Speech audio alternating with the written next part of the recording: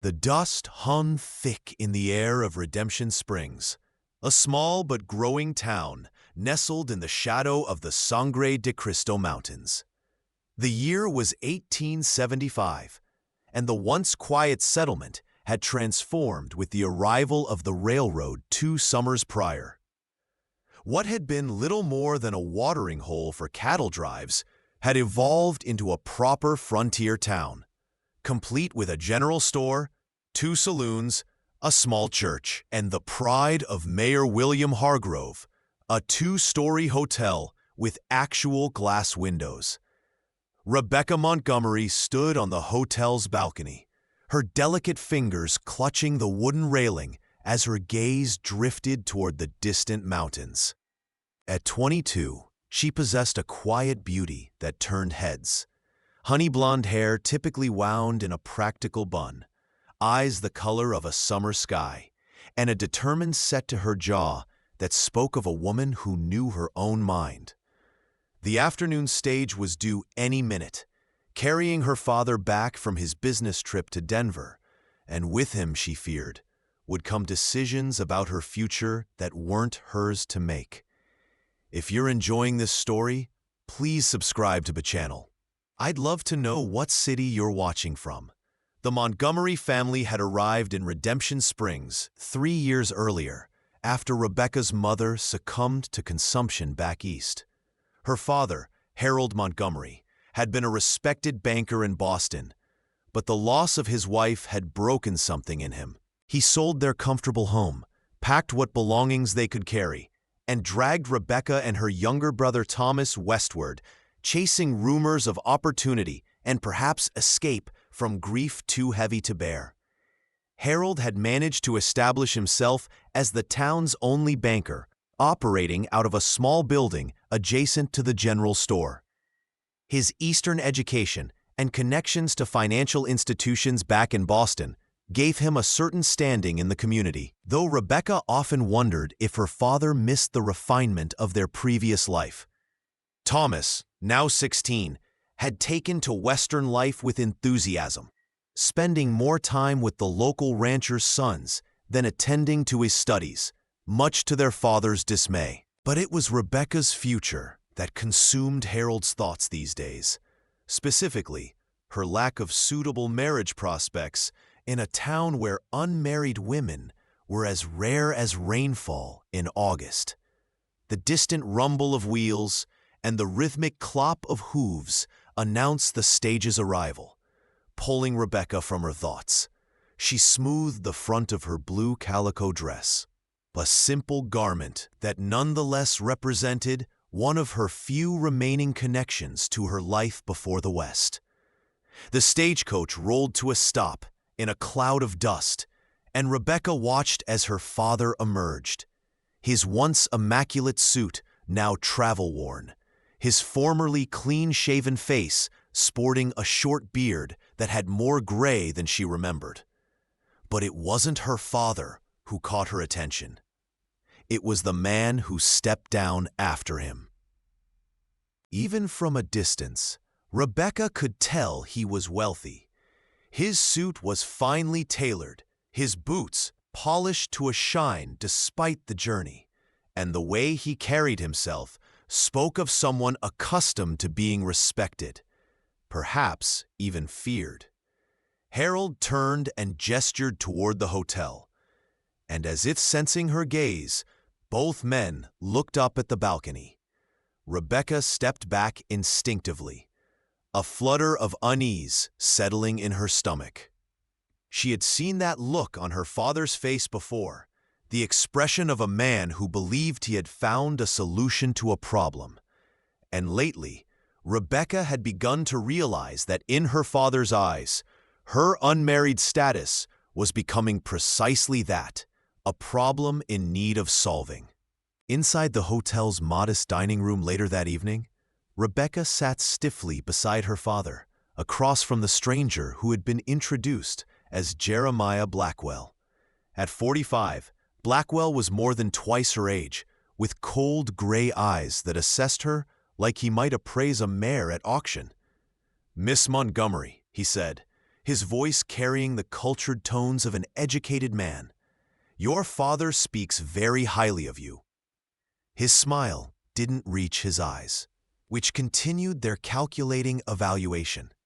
Rebecca nodded politely, painfully aware of her father's expectant gaze. "Mr. Blackwell owns the largest cattle operation in the territory," Harold explained, pride evident in his voice, as if he were announcing a personal achievement.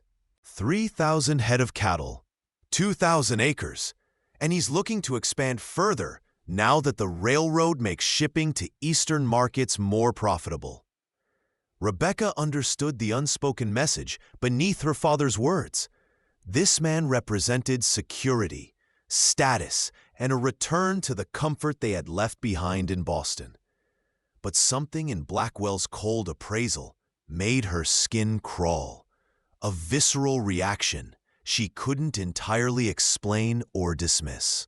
"I understand you were educated in Boston," Blackwell continued, cutting into the steak before him with precise movements. "A rarity out here. Most of the women I encounter can barely sign their names." His tone suggested he found this amusing rather than unfortunate. Rebecca straightened her shoulders slightly, meeting his gaze directly for the first time. "Yes, I attended Miss Porter's School for Young Ladies. I was fortunate to receive an education in literature, mathematics, and the natural sciences." She paused, noting the brief flicker of surprise in Blackwell's eyes at her direct response. "I found such knowledge quite useful, even here in the West." Harold cleared his throat, a sound Rebecca recognized as his signal that she was veering from the script he had planned for this dinner. "Rebecca has always been a dedicated student," he interjected. "She helps with the bookkeeping at the bank now. Quite the head for numbers." Blackwell nodded, though his expression suggested that female literacy was, at best, an amusing novelty rather than a virtue. "A woman with too many ideas can be," he paused, selecting his word carefully, "challenging. But I suppose a basic education has its place in managing a household." The remainder of the meal passed in similarly uncomfortable exchanges, with Harold eagerly highlighting Rebecca's domestic skills, while carefully avoiding mention of her more independent qualities. Her voracious reading habits, her outspoken views on women's suffrage, her resistance to the idea that marriage was the sole path to a fulfilling life. As the evening wore on, Rebecca found herself speaking less and observing more, noting how Blackwell dominated the conversation, how her father deferred to him on every topic from cattle prices to politics, and how neither man seemed particularly interested in her thoughts beyond confirming that she possessed the qualities of a suitable wife. By the time dessert was served, apple pie that Rebecca herself had baked that morning, she understood with painful clarity what was happening. This wasn't a social call. It was a negotiation, and she was the commodity being discussed. When Blackwell finally excused himself to smoke a cigar on the hotel's front porch, Harold turned to his daughter with barely contained excitement. "Well?" he prompted, his eyes bright with anticipation. "Isn't he impressive? A man of his stature interested in you? It's more than I dared hope for when we came west." Rebecca chose her words carefully, aware of her father's fragile spirits since her mother's death. "He seems established," she offered neutrally, "and quite confident in his opinions." Harold either missed or chose to ignore the lack of enthusiasm in her response. "He's asked permission to call on you properly during his stay in town," he continued, leaning forward. "I've already given my blessing, of course. Rebecca, you must see what an opportunity this represents. Blackwell's ranch is the finest in the territory, A proper home, servants, security, all the things we left behind in Boston. He reached across the table to take her hand, his expression softening. Your mother would have wanted this for you. A respectable match, a chance at the life she always hoped you'd have. The mention of her mother was a calculated move, and they both knew it. Rebecca felt a familiar ache in her chest at the memory of the gentle woman who had encouraged her reading, who had slipped her pamphlets about women's rights while reminding her that a lady could hold radical views behind a pleasant smile. What would her mother truly have thought of Jeremiah Blackwell, with his cold eyes and dismissive attitude? Morning arrived with a clarity that only seemed to exist in the high desert, the air crisp and clean before the heat of the day took hold. Rebecca moved through her morning routine mechanically, her mind still processing the previous evening's revelations. Her father's intentions were now unmistakable. He viewed Blackwell as the solution to what he perceived as Rebecca's uncertain future. After preparing breakfast for her father and brother, Rebecca escaped to the small garden behind their modest home, a patch of struggling vegetables and stubborn wildflowers that had become her refuge. Thomas found her there, kneeling in the dirt, her apron already smudged with soil. "Pa's mighty pleased with himself," her brother remarked, leaning against the rough-hewn fence post. At 16, Thomas was already tall, with their mother's blonde hair and their father's serious brow. "Been talking about Blackwell like he hung the moon. Says you'll be mistress of the biggest ranch in the territory before Christmas." His tone was light, but his eyes held concern. "That what you want, Becca? To be Mrs. Blackwell?" Rebecca sat back on her heels, pushing a stray lock of hair from her forehead with the back of her wrist. "What I want doesn't seem to factor into the equation," she replied, trying to keep the bitterness from her voice. "Father sees a wealthy rancher interested in his spinster daughter and thinks all our problems are solved." Thomas frowned, kicking at the dirt with the toe of his boot. "You ain't no spinster. You're just particular, is all.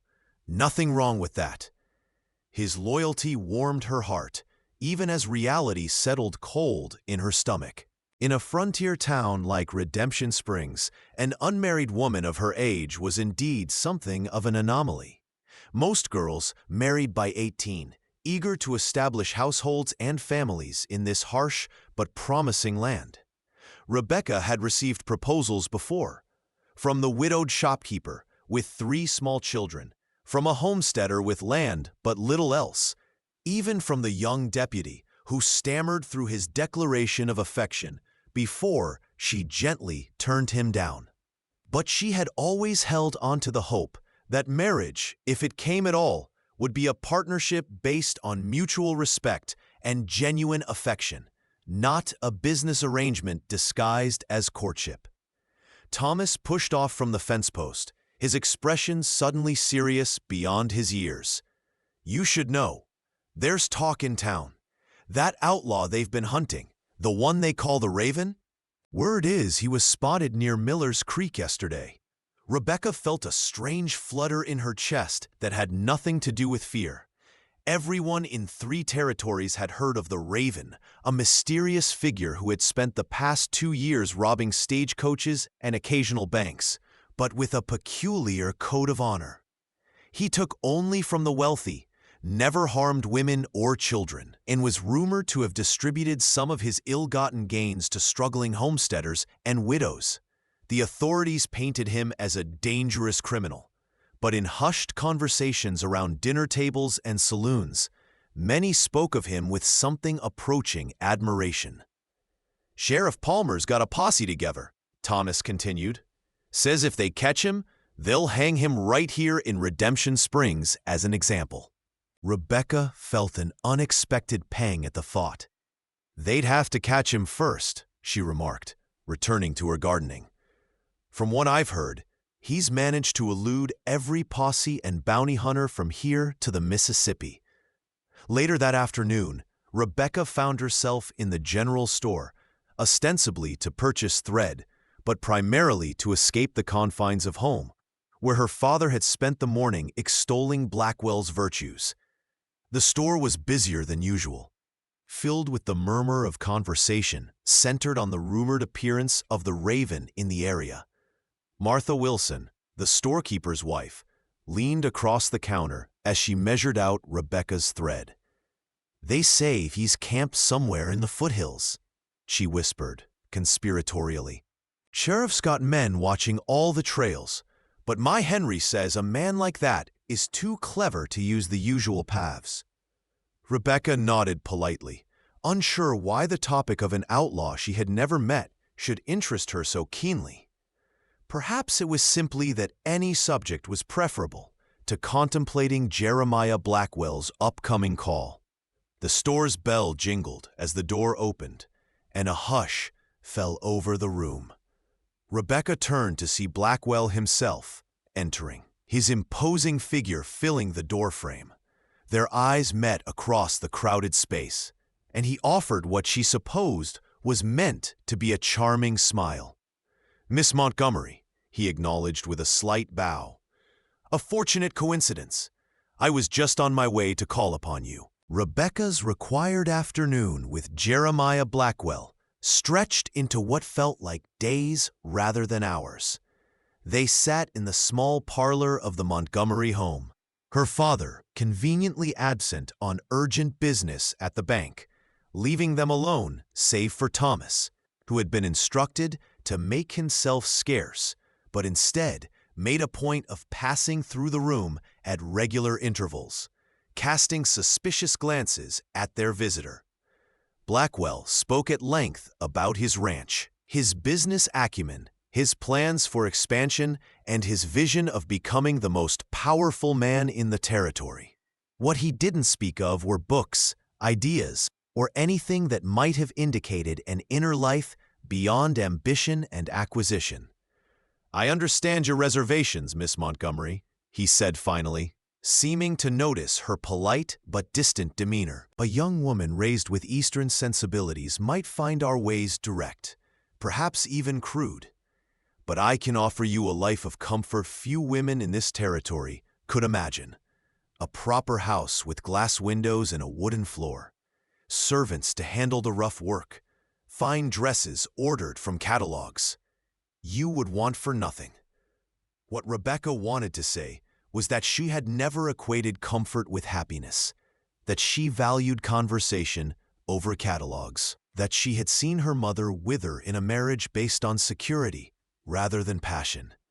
What she did say was, "You are very kind, Mr. Blackwell, but surely a man of your position could find a younger woman, one perhaps better suited to the rigors of ranch life." Blackwell's smile turned calculating. "Younger women lack your maturity, your education. I have no interest in a giggling girl who can barely manage a household.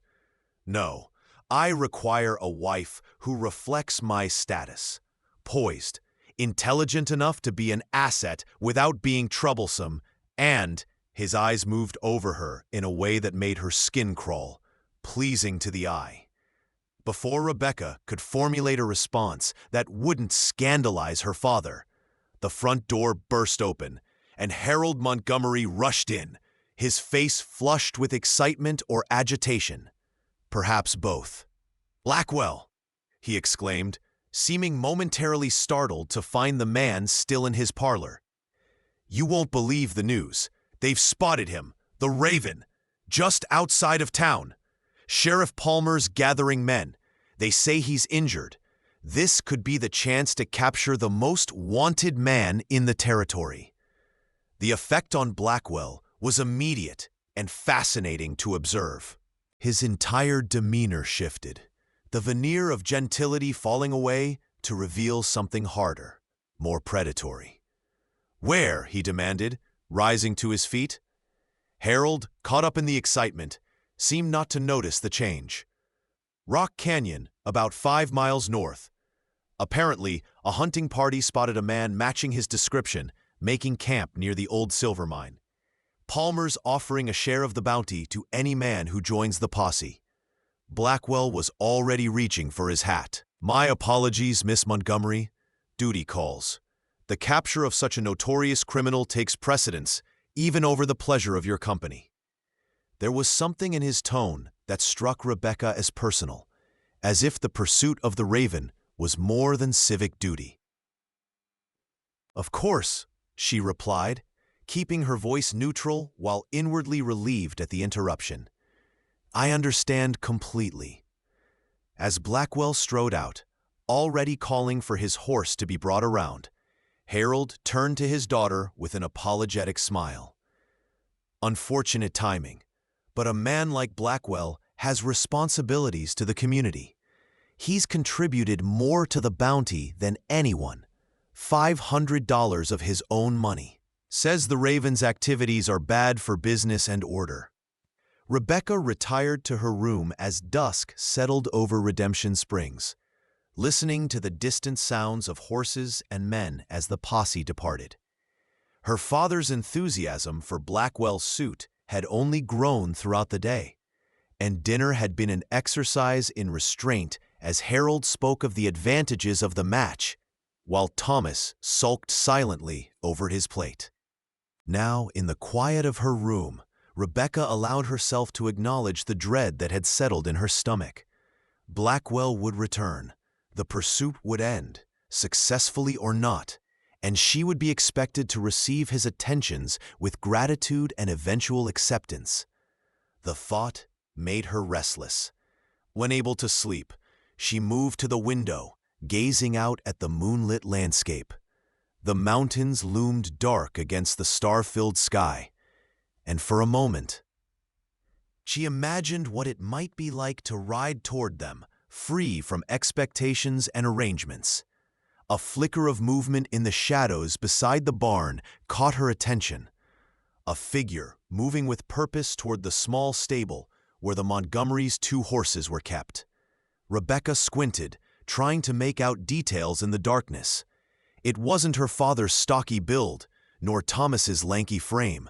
A thief, perhaps, come to steal their horses while the town's attention was focused on the Raven hunt?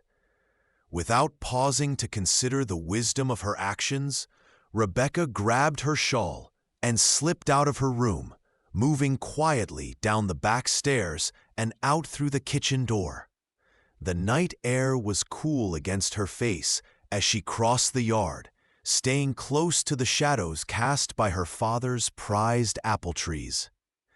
As she approached the stable, she could hear soft murmuring, a man's voice, low and soothing, speaking to one of the horses.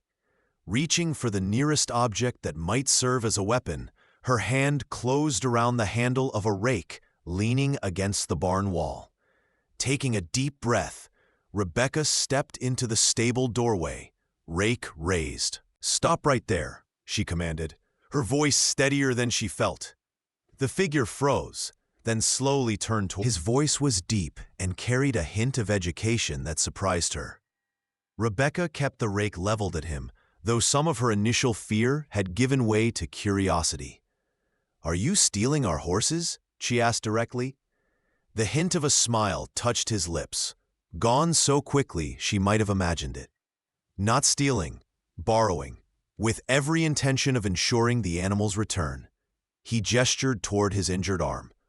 "I find myself in need of transportation under pressing circumstances." Understanding dawned on Rebecca as she took in his appearance more carefully. The dark clothing, the intensity of his gaze, the way he positioned himself to keep the shadows on his face. "You're him," she breathed. "The Raven." It wasn't a question. The man inclined his head slightly, neither confirming nor denying. "I'm someone who would rather not be found by the posse currently combing the hills for me," he answered diplomatically. "If that makes me the man they seek, then yes."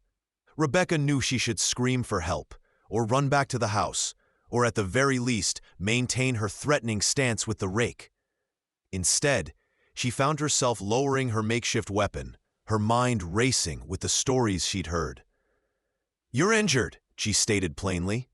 The man glanced at his arm, as if just remembering the wound. A disagreement with a branch while riding faster than was wise. It's nothing serious. Rebecca moved closer, propriety forgotten in the face of practical concerns. Let me see it. I have some experience with injuries. Before he could protest, she had set down the rake and was reaching for his arm. He hesitated, then extended it toward her, watching her face carefully as she pushed up his sleeve to reveal a nasty gash along his forearm.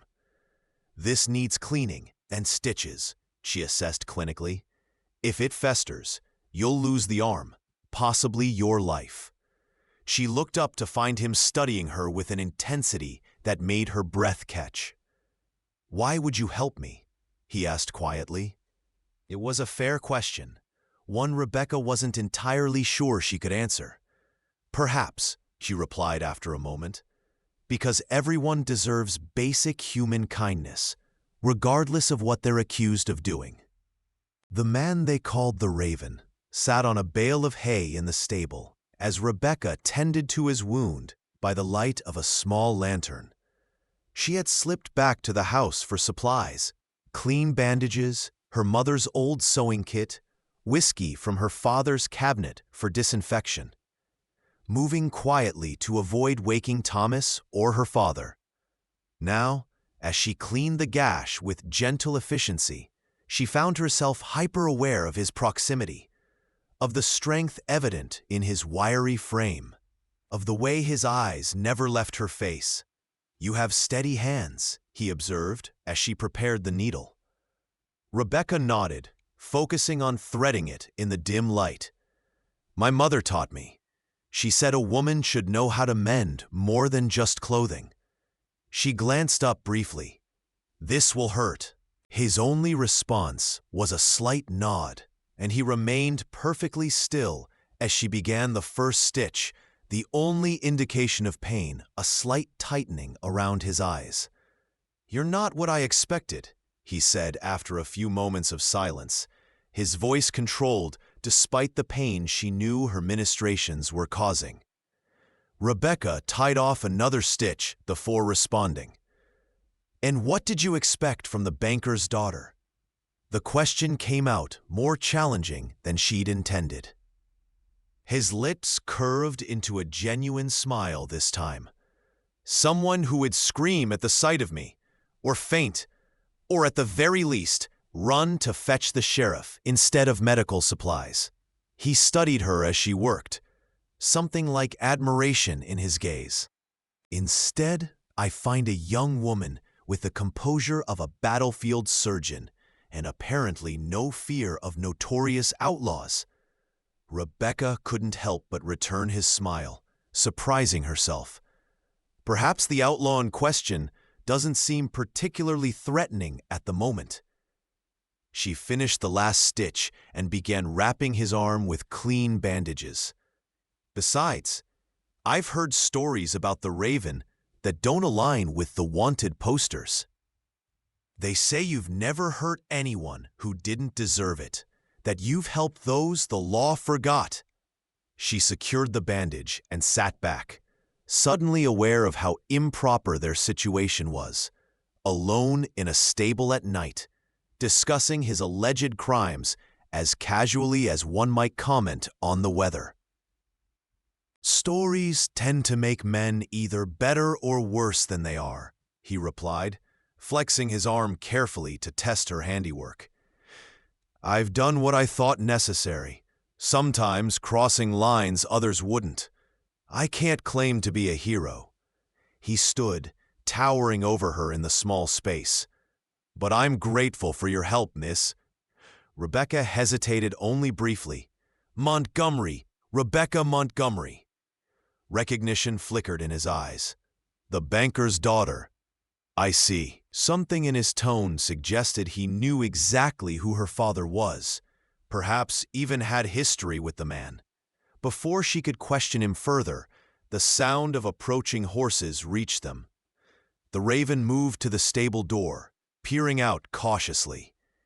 "A portion of the posse returning," he observed, his posture tensing. Earlier than expected, Rebecca joined him at the door, careful to stay in the shadows. In the moonlight, she could make out several riders approaching the main street, Jeremiah Blackwell's imposing figure at the lead. They split up, she realized aloud. Some are returning, while others continue the search. The Raven turned to her, decision evident in his stance. I need to go, now. They'll likely check all the stables and barns once they've rested. He moved toward her father's gelding, a sturdy chestnut that was the faster of their two horses. Rebecca felt a sudden surge of boldness, perhaps born from the evening's strange intimacy, perhaps from the knowledge that tomorrow would bring a return to the suffocating expectations Blackwell represented. Take me with you, she blurted out. The words hung between them, as surprising to her as they clearly were to him. The Raven stared at her, confusion replacing his usual guarded expression. That's not possible, he said finally, his voice gentle but firm. My life is no place for someone like you. Rebecca stepped closer, suddenly desperate to make him understand.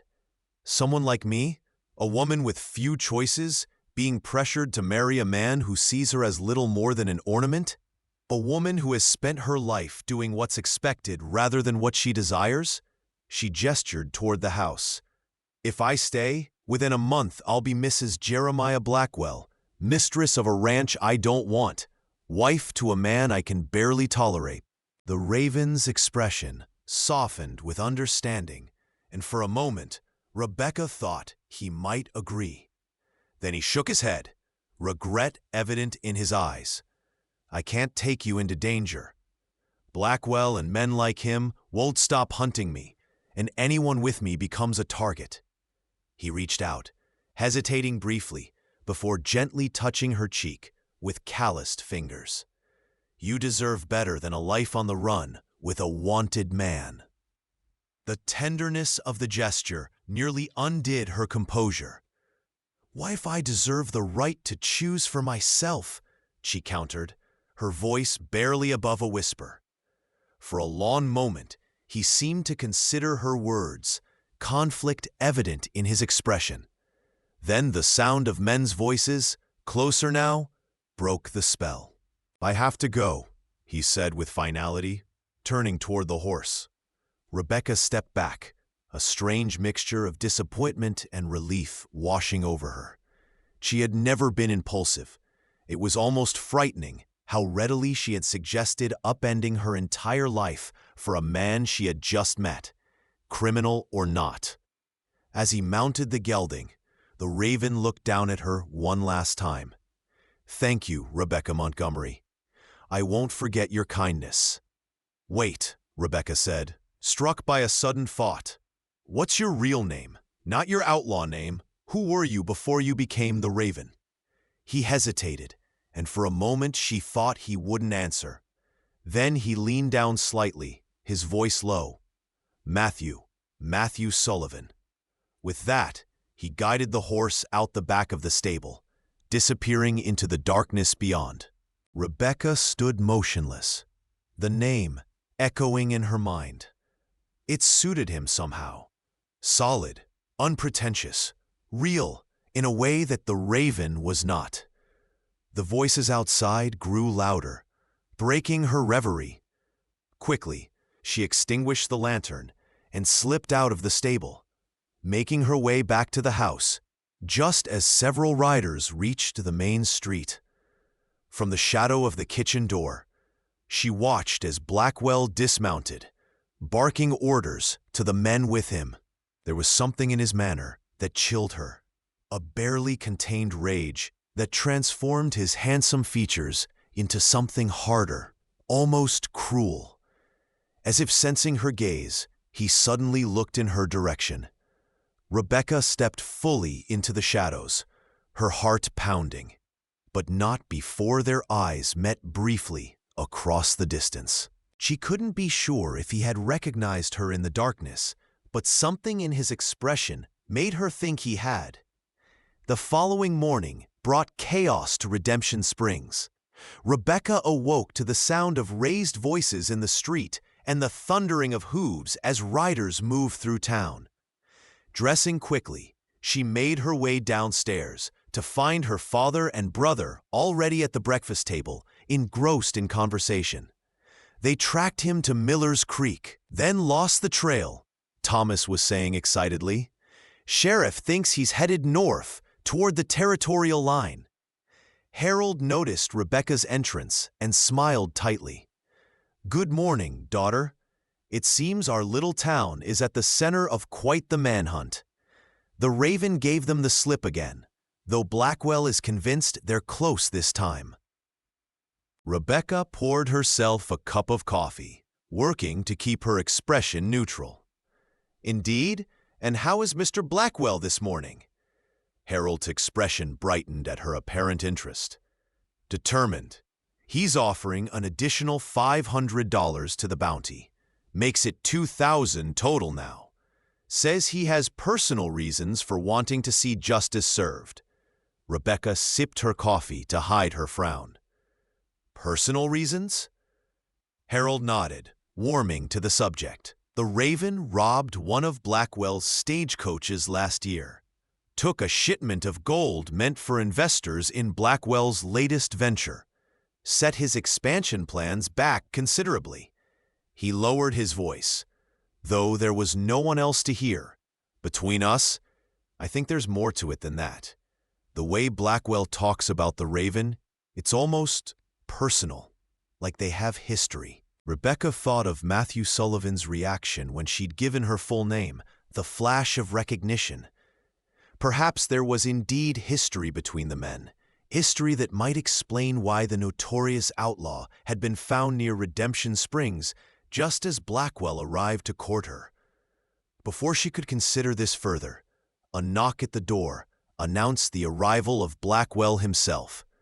He entered their home like a storm cloud, his usual controlled demeanor replaced by barely restrained anger. Montgomery, he addressed her father curtly. We need to talk. His gaze landed on Rebecca, and she felt a chill at the calculation in his eyes. Privately, with the men sequestered in her father's study, Rebecca busied herself clearing the breakfast dishes, her mind racing with possibilities. What if Blackwell somehow knew about her encounter with the Raven? It seemed impossible. She had been careful, and surely if he suspected her of aiding a wanted criminal, he would have confronted her directly or informed the sheriff. More likely, he was simply frustrated by another failed attempt to capture his nemesis. Thomas sidled up beside her at the wash basin, his voice dropping to a whisper. Pa's horse is missing. I checked the stable this morning. Thought you might want to know before they notice. Rebecca's hands stilled in the soapy water. Did you tell father? Thomas shook his head. Figured he has enough on his mind with Blackwell breathing down his neck about the Raven. Besides, he hesitated, studying her face carefully. I saw footprints by the back door last night. Small ones, like yours, and the medical supplies are out of place. Rebecca felt the blood drain from her face as Thomas continued. Don't worry, I put everything back where it belongs. But Becca, was he here? The Raven? Rebecca glanced toward the closed study door, then back at her brother.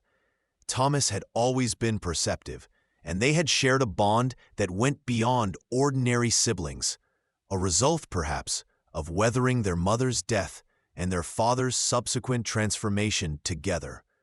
Yes, she admitted quietly.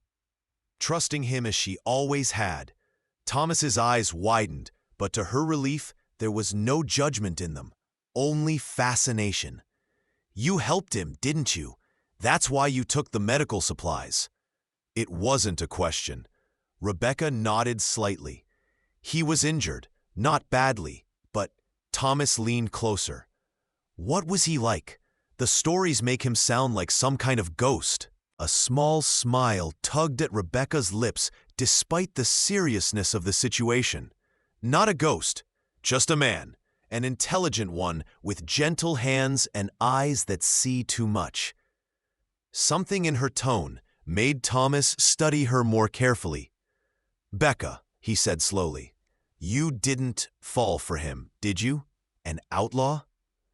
Rebecca felt a blush creep up her neck. "Don't be absurd.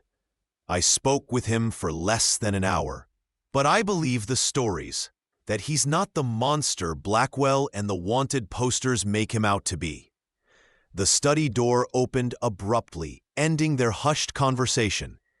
Harold emerged looking troubled, followed by Blackwell, whose eyes immediately sought Rebecca. "Miss Montgomery," he said, his tone falsely pleasant, "your father and I have been discussing our future, and we've reached an understanding." He moved closer, and Rebecca resisted the urge to step back. "In light of recent events, we've agreed to accelerate our plans. We'll be married by the end of the month." Rebecca felt as though the floor had dropped from beneath her feet. "I beg your pardon?" she managed, looking to her father in disbelief. Held wouldn't meet her eyes. "Mr. Blackwell has made a very generous offer," he said, his voice strained. "He'll assume the mortgage on the bank building, and he's offered Thomas a position managing his cattle accounts once the boy finishes school." Understanding dawned on Rebecca with sickening clarity.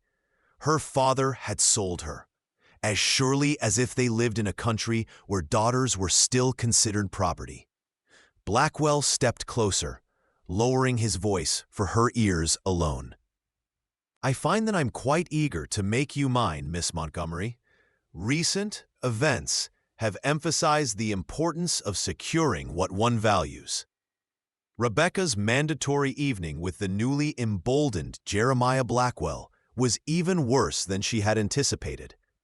They sat in the hotel restaurant, where he had insisted they dine to celebrate their engagement, despite her protests that no formal proposal had been made or accepted. The other diners cast curious glances their way, and Rebecca knew that by morning, the entire town would be discussing their supposed betrothal. "I've taken the liberty of ordering a wedding dress from Denver," Blackwell informed her as he cut into his steak. "The latest Eastern fashion, I'm told. It should arrive within the week." Rebecca set down her fork, her appetite gone. "Mr. Blackwell, I don't recall accepting any proposal of marriage. In fact, I don't recall being asked." She kept her voice level despite the anger churning inside her. Blackwell's smile didn't reach his eyes. "Come now, Rebecca. We both know this arrangement benefits everyone concerned. Your father gets financial security. Your brother gets a promising future. And you," his gaze moved over her possessively, "you get the privilege of being Mrs. Jeremiah Blackwell, with all the status and comfort that entails." Rebecca felt a flash of the same boldness that had prompted her to offer to flee with the Raven. "And what if I refuse? What if I don't wish to marry a man old enough to be my father, a man I barely know?" Blackwell's smile disappeared, replaced by something cold and hard. "Then your father's bank fails when I call in the loans I've purchased. Thomas's prospects disappear, and you find yourself with a ruined family and no future in a town where I hold considerable influence." He leaned forward, dropping all pretense of charm. "Besides, I wonder what Sheriff Palmer would think if he learned that Harold Montgomery's daughter aided a wanted criminal, that she treated his wounds and gave him a fresh horse, perhaps even—" His voice dropped to a whisper, "shared other comforts with him." Rebecca felt the blood drain from her face. "I don't know what you're talking about," she managed, though her voice betrayed her. Blackwell sat back, satisfaction evident in his expression. "I have men watching every property in and around Redemption Springs, Rebecca. Did you think your midnight stable visit would go unnoticed? The only reason I haven't spoken to the sheriff is that I find the situation useful." The remainder of the meal passed in a blur, with Rebecca mechanically responding to Blackwell's monologue about wedding plans and their future life together. Her mind raced, searching for options, for escape routes, finding none. By the time Blackwell escorted her back to her home, she felt numb with despair. "I'll call tomorrow to discuss arrangements with your father," he said as they reached her door. "I suggest you reconcile yourself to your future, Rebecca. Fighting it will only make things difficult for everyone, especially those you care about." He took her hand before she could protest, pressing his lips to it in a gesture that made her skin crawl. "One more thing," he added, his grip tightening painfully around her fingers. "If your outlaw friend returns, remember that I now have every reason to see him hang, and to ensure that anyone who aids him shares his fate." With that ominous warning, he finally released her and turned away, leaving Rebecca trembling on her own doorstep. Inside, she found her father sitting alone by the fireplace, a glass of whiskey in his hand. "You sold me," she said simply, too emotionally exhausted for pretense. Harold flinched but didn't deny it. "I did what was necessary to secure our future, yours included." "My future?" Rebecca echoed, incredulous. "Being tied to a man who threatens and intimidates to get what he wants? Who uses people's vulnerabilities against them? That's the future you want for your daughter?" Harold set down his glass, finally meeting her gaze. "Blackwell is a powerful man, Rebecca. In the West, power equals security. I won't always be here to protect you and Thomas." Rebecca felt tears of frustration burning behind her eyes. "He doesn't want to protect me, Father. He wants to possess me. There's a difference." Harold sighed heavily, suddenly looking every one of his 58 years. "Perhaps, but you'll have a good life, better than most women out here could hope for. In time, you may even grow to care for him." Rebecca shook her head in disbelief. "Like Mother cared for you?" The words were out before she could stop them, sharp and cutting. Harold recoiled as if struck. It was an unspoken truth in their family that Eleanor Montgomery, for all her grace and kindness, had married not for love, but for the security Harold could provide. She had been a dutiful wife, a loving mother, but there had always been a sadness in her eyes, a sense of something vital missing from her life. The next 3 days passed in a flurry of unwanted wedding preparations. Harold acted as though Rebecca's consent was a foregone conclusion, while Blackwell made appearances at their home daily, bringing gifts and making plans with the confidence of a man accustomed to getting his way. Rebecca moved through it all in a daze, searching desperately for alternatives that didn't exist. She had a small amount of money saved from helping at the bank, but not enough to start over elsewhere. She had no relatives who would take her in against her father's wishes. Even if she managed to leave Redemption Springs, as a woman alone, her prospects were limited and dangerous. Thomas tried to offer support, suggesting increasingly outlandish escape plans, but Rebecca gently discouraged him. "Don't risk your future on my account," she told him when he proposed stealing horses and fleeing together. "One of us should have the chance at a life of their own choosing." On the 4th night after her encounter with the Raven, Rebecca sat at her bedroom window, watching the distant mountains as they faded into darkness. Tomorrow, Blackwell planned to announce their engagement formally at a dinner he was hosting at the hotel. By this time next week, she would likely be trying on the wedding dress he had ordered without her input or consent.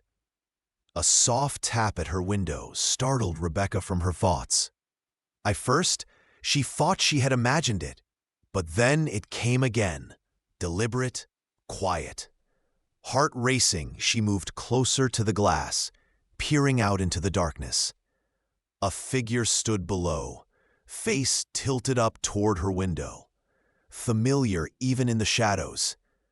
Matthew Sullivan, the man they called the Raven, had returned to Redemption Springs. Rebecca quickly glanced toward her bedroom door, ensuring it was securely closed before carefully opening the window. "Are you mad?" she whispered down to him. "Blackwell has men watching the house." Sullivan's white teeth flashed in a brief smile. "I'm aware. I waited until they changed shifts. We have a few minutes." He gestured for her to come down. Rebecca hesitated only briefly before nodding. Grabbing her shawl, she slipped from her room and down the back stairs, moving silently through the kitchen and out the rear door. Sullivan was waiting in the shadow of the apple trees, dressed in the same dark clothing she remembered, though his left arm now moved freely, suggesting her stitches had done their work. "You shouldn't be here," she said as she reached him. Though she couldn't deny the leap of her heart at seeing, there was something in the way he said the word engagement that suggested he understood the circumstances. Rebecca wrapped her shawl tighter around her shoulders, suddenly cold despite the mild evening. "Blackwell knows you were here that night. He has men watching the house, the stable, everything. If they find you—" Sullivan's expression hardened. "Let me worry about Blackwell and his men. I came to make sure you were all right, and to return something that belongs to your family." He gestured toward the shadows beyond the orchard, where Rebecca could just make out the familiar shape of her father's chestnut gelding. A borrowed horse, returned as promised. The gesture touched her more than she could express, that this man, hunted and in danger, would risk capture to honor such a small promise. "Thank you," she said simply, knowing the words were inadequate. Sullivan studied her face in the moonlight, concern evident in his expression. "This engagement, it's not what you want." It wasn't a question. Rebecca gave a bitter laugh, quickly muffled behind her hand. "Want? No. Blackwell made my father an offer he couldn't refuse, and now I'm part of the transaction." She hesitated, then added, "He threatened my family, said he'd ruin my father if I didn't agree. And he knows about that night, about me helping you. He implied he'd go to the sheriff if I refused him." Sullivan's jaw tightened, anger flashing in his eyes. "Blackwell hasn't changed then. Still using people's vulnerabilities against them." There was that hint of personal history again, something Rebecca couldn't ignore any longer. "You know him, don't you?" Not just as the Raven, but from before. Sullivan was silent for a long moment, his expression unreadable in the shadows. Then, "Yes, I knew Jeremiah Blackwell when I was Matthew Sullivan, before I became the man they hunt. He's the reason I became that man." Rebecca moved closer, drawn by the pain evident in his voice. "Tell me," she urged softly. Sullivan sighed, glancing toward the house as if ensuring they were still unobserved.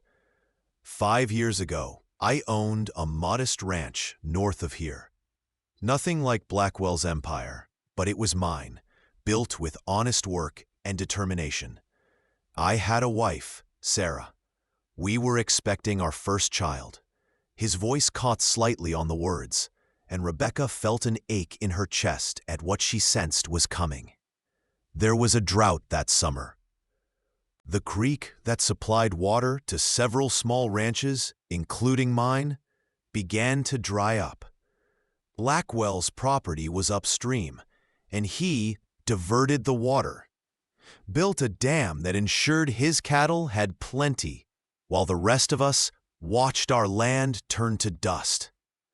The bitterness in his voice was palpable, an old wound still raw.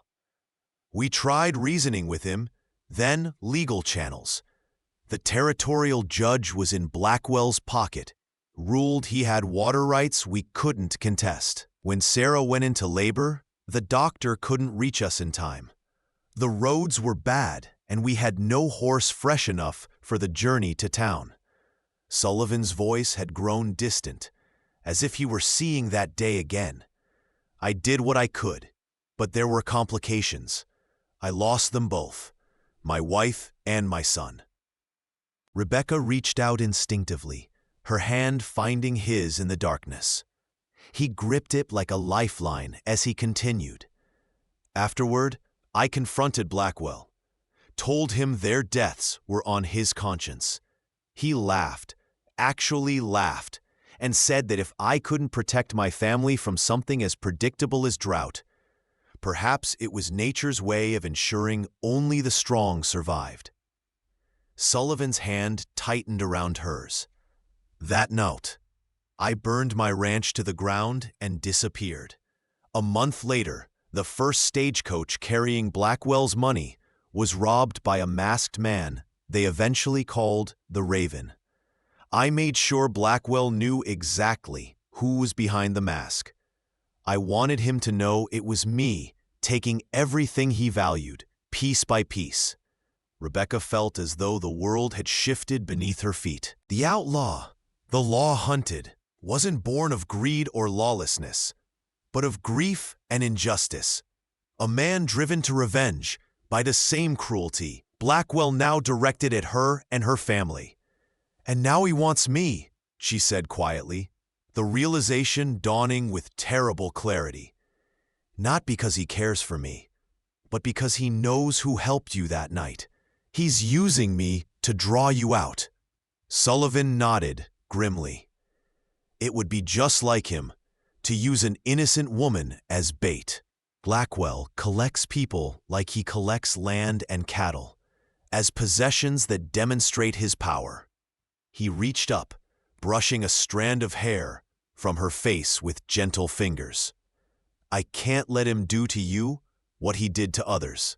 I won't. The determination in his voice sent a shiver through Rebecca, not of fear, but of something else entirely. What are you suggesting? She asked, scarcely daring to hope. Sullivan's eyes, dark and serious in the moonlight, held hers. Come with me, tonight. I meant what I said before. My life is dangerous, unpredictable. But it's a choice, your choice. And I promise you this, with me, you will never be property. In that moment, standing in the shadow of her father's apple trees with a wanted man offering her freedom, Rebecca knew with absolute certainty what she wanted. Not Blackwell's wealth, not her father's approval, not the security of a predetermined path, but the chance to choose her own way, however uncertain it might be. Yes, she breathed, the single word carrying the weight of a decision that would change everything. Sullivan seemed momentarily surprised, as if he had expected her to refuse again. Then a slow smile spread across his face, transforming his features. We'll need to leave immediately. Pack only what you can carry, nothing that will slow us down. Reality crashed back as Rebecca considered the practical aspects of her decision. My father, Thomas, Blackwell will blame them for my disappearance. He might still ruin them. Sullivan frowned, clearly having considered this as well. Leave a letter. Make it clear you went willingly, that no one helped you. It won't stop Blackwell entirely, but it might blunt his revenge. He glanced toward the house. Do you trust your brother? Rebecca nodded without hesitation. With my life. Sullivan squeezed her hand. Then tell him what you're doing. Having someone who knows the truth might help protect your father. The next hour passed in a blur of quiet preparation.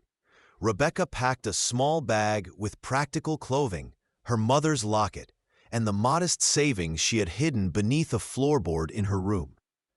She wrote 2 letters, one for her father, explaining her decision in terms she hoped he would eventually understand, and a more private one for Thomas, with instructions to destroy it after reading.